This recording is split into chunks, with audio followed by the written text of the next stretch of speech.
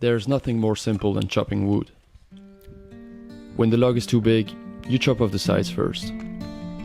Once it's small enough, you aim for the middle. You make sure you put enough strength, and there you go, that's it.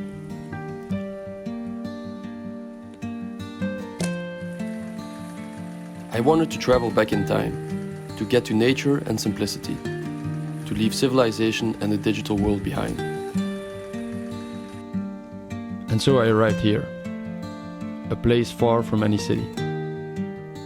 To arrive here, one would have to walk for 4 days in Chile, or come from Argentina, find a car in Bariloche, the nearest city, and then drive here for 2.5 hours on a road where barely nobody lived. Then you would have to walk for another 4 hours once you cross the border, because there weren't any roads on the Chilean side. I chose for that second option. I was dropped off at the border by a car that took me all the way up. The border could only be crossed on foot or maybe with a bicycle. And when I walked across a bridge above the Manso River that separated Argentina from Chile, I encountered a cow. Or at least what I thought was a cow. Okay. I was just walking to the border from Argentina to Chile, and then there was this cow charging me. If I move towards her, she gets angry, you see? She starts charging. Putain. No, no, no. Shh. Wow. Again, I have to go to the border now.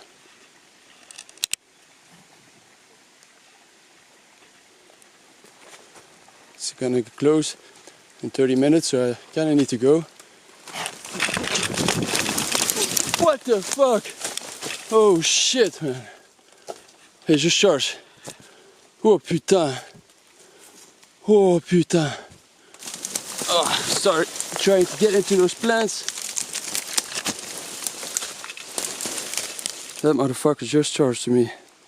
And now I'm stuck here. I can't get to Chile because there's this bull charging me. Fuck. Putain de merde. They say you're never in danger in Chile because, you know, there's no dangerous animals except for the puma. That basically doesn't really attack you. I guess the people just forgot about bulls, right? Because there's a lot of cows and bulls here. And this one sure is not in very good mood. Look at that. Angry little bull. Okay, so I'm pretty low right now and he's just turned his back on me for the first time. I think he's gone back to drinking. I'm gonna try and walk a bit further and hopefully he doesn't attack me when I'm walking away. Alright, I think he's gone. I think he's gone. After about half an hour the bull went away and I made it safely to the border. I think I made it. Alright guys. Fucking hell. Along the road I crossed the only school in the valley, of which I would later learn it has only one student and one teacher. When I arrived at the border I was about 20 minutes late. The police officers couldn't believe me when I told them the reason why I was late. So I showed them my footage and they had a good laugh. And after that they joked around telling me the border was already closed and I had to walk back to Argentina. It was already 8:30 when I got out of the border control. And I had another 4 hours of hiking to do to get to the farm. So I decided to walk until it got dark and camp along the way.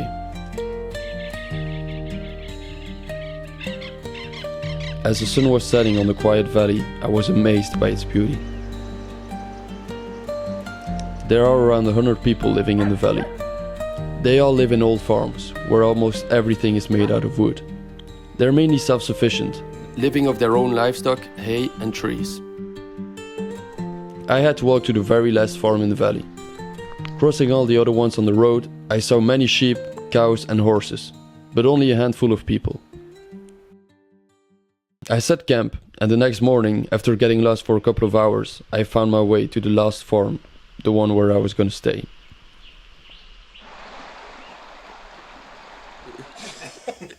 And so I met Toto the farmer, his wife Marlene, their grandchild Christopher, and 2 other volunteers from France, Tanguy and Loïc. We were the first ever volunteers to come help at his farm, and it was a tough job at first.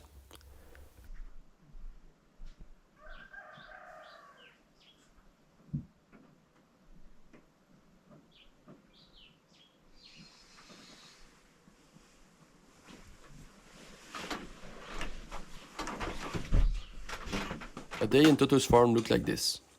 We woke up around 6:30, and the first thing we did was have some mate, a traditional drink mainly consumed in Argentina.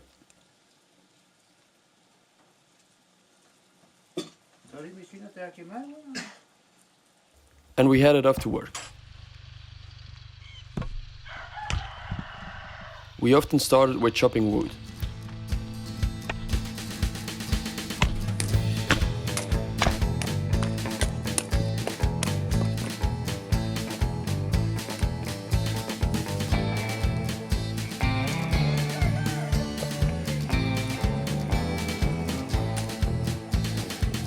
Then, around 8:30, we would get back inside and have breakfast. Al otro día empezó la búsqueda. Gente del Vidal, gente de aquí. The Chilean accent is known as the hardest one to understand for Spanish-speaking people. Dinero, cuánta cosa a la búsqueda. De ahí de repente informó uno que venían por abajo.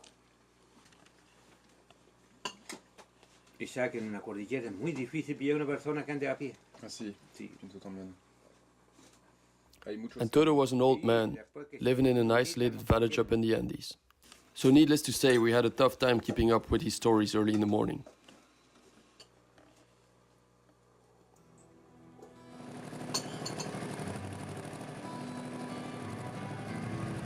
After breakfast, we'd often go take down a tree to chop it in pieces afterwards.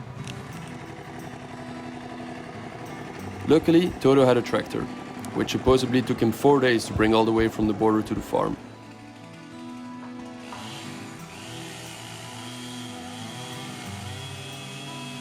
Like I said, Toto lived all of his life in the valley. Wood was one of his basic needs, and chopping down a living tree was his way to get it. Yet I was always a bit shocked by his craft, especially by the fact that he cut down the tree with what seemed like very little calculation of where it would fall.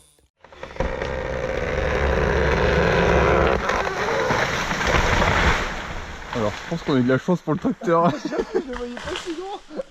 El tractor, cerca del tractor. Pero ahora no hay camino.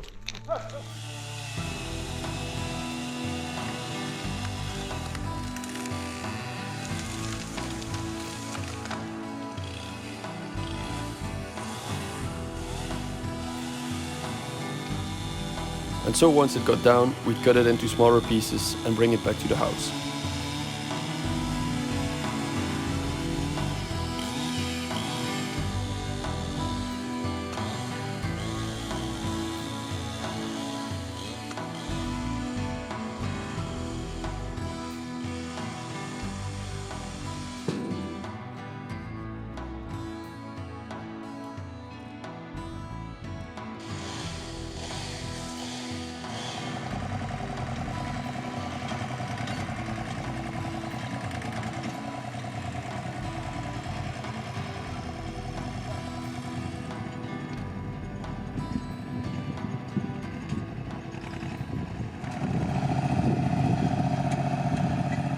Around 1 p.m. we would have lunch. And then after eating, we would take a long break when the sun was at its peak. This was the moment to go take a nap, read a book, or maybe have a swim in the coldest river I have ever swum in.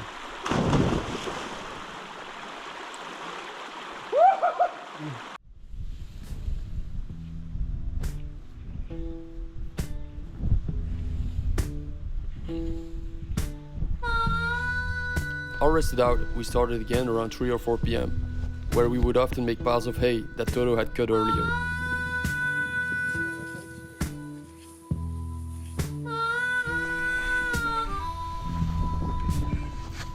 Once the piles were set up, we'd collect them all.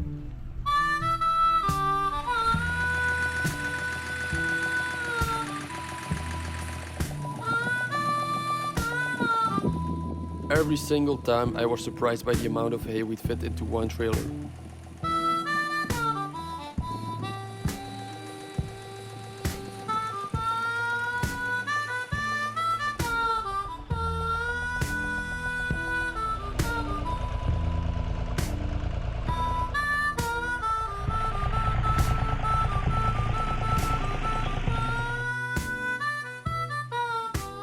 Once the trailer full, we brought it back to the barn and had to push it all as far as we could. This was a very physically demanding job. Once the sun started setting around 7:30, we would have anonce, a Chilean tradition which is a sort of snack time at a particular time of the day. We would have it at 7:30. We would have mate with some calzones rotos, a typical sweet Chilean snack which consisted of twisted fried dough with some powdered sugar on top. We took our shoes off, ate the calzones with some jam and relaxed, the sweet moment of the day. Later we rested for a bit and around 9 p.m. we would have us a good dinner.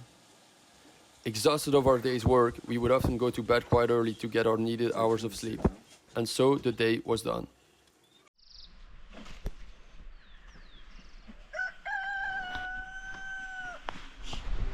Life on an isolated valley up in the Andes is pretty particular.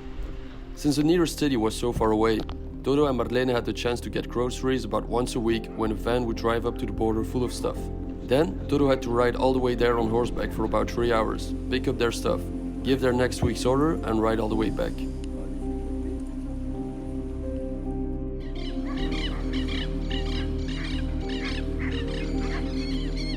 This meant they were quite self-sufficient. We ate lamb or mutton twice a day, every day. And at that rate, the 6 of us would eat a whole lamb in about a week's time. So every night we got the sheep back in their pen, they were scared one of them was to leave and never return.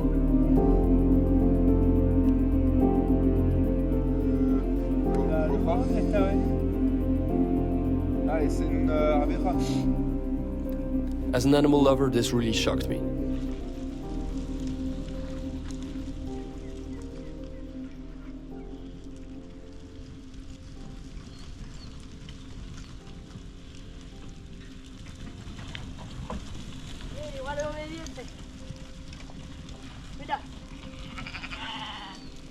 But on the other hand, I felt this kind of respect and gratitude towards the sheep. I had to witness the whole process, from it being grazing around in peace to being a piece of meat in my plate.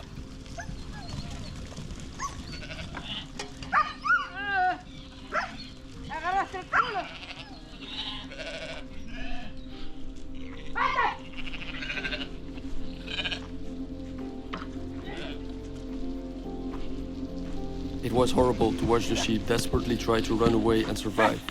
Never before had I felt so conscious about what I ate.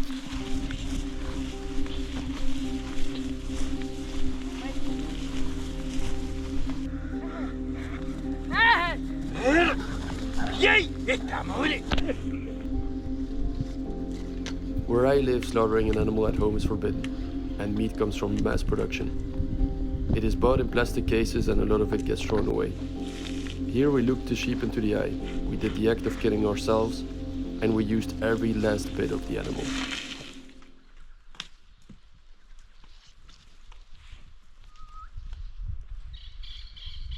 Another good example was transportation. Like a car, a horse needs to be maintained. Mire, venga esta yegua.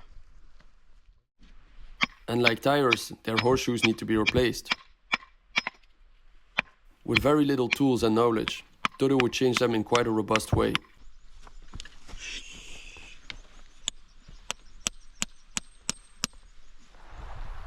And then finally there's also the tranquility. Living in a valley where the next neighbor is almost half an hour on foot and Wi-Fi is non-existent, we didn't have a lot of distraction.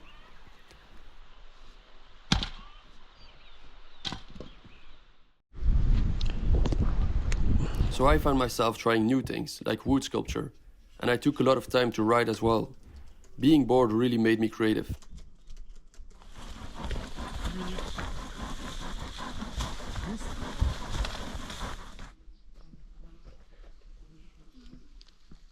On one of my last days, we took a day off of working and went to the nearest lake to have a swim.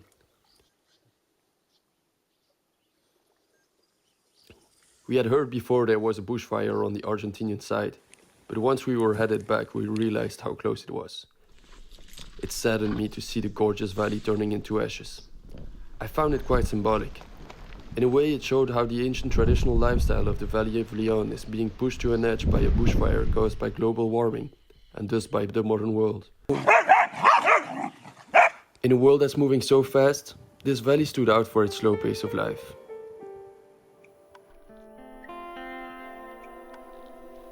In a world full of screens, this farm didn't even have a TV. And in a world full of artificiality, it was the authenticity of this place that made it so unique. I recommend everybody to take at least a week or two off every year to find himself in a place that could have looked exactly the same a very long time ago. To go back to nature and simplicity, to make their bodies work and their mind.